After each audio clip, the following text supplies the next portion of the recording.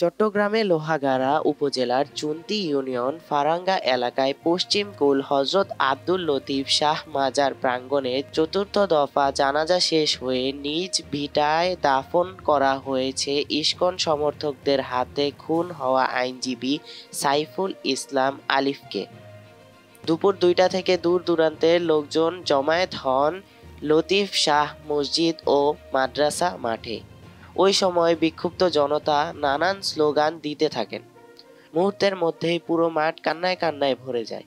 বিকাল ৩:৩০টায় সেনাবাহিনী ও পুলিশের পাহারায় অ্যাডভোকেট সাইফুল ইসলাম লতিফের মরদেহ মাঠে পৌঁছায়। শোকের ছায়া নেমে আসে। হু হু করে কান্না দেখা যায় মুসলিমদের।